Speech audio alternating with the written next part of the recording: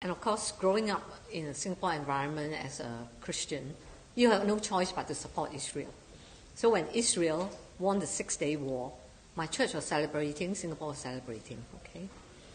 And I didn't realize the suffering of all the Arab nations, including the Palestinians, okay, the occupation, I didn't know.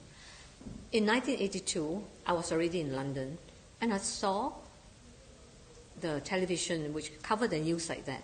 Israel has gone into Lebanon to flush out the PLO, and Lebanon is being bombed and destroyed because they harbor the PLO. So I just thought that it's a war against terrorism. But when you look at the news bulletin, the people killed were children, women, old people, schools were destroyed, hospitals were destroyed, factories were destroyed.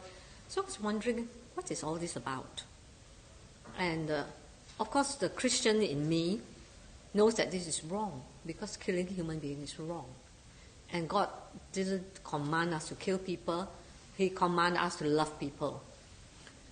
So when an appeal came from Christian Aid asking a surgeon to go out and help the wounded, I decided to volunteer myself. I resigned from my job, thinking that I'll just go and help whatever I can, and after a few weeks I come home. But when I went to Lebanon, the destruction was even worse than what the television showed, because the television has censored out all the gruesome bits. And I landed up in a Palestinian refugee camp. So it is like discovering another story. So the Palestinians were not terrorists. The Palestinians were a people. And from them, I learned the history of Palestine, how these people in 1948 lost their homes. And I realized that my church got it wrong. The press got it wrong. Justice is not done. The truth is not being told. 3,000 people were killed in 3 days. People who never carried a gun in their lives. Old people, women, children, all murdered. Okay? You know, children who died. Women who were raped in front of their families. My nurses who were killed. The international community not caring.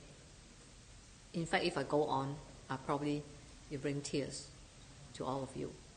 So, you know, I remember standing in front of the dead bodies, and I felt that my heart is broken, that Sabra and Shatila, 82.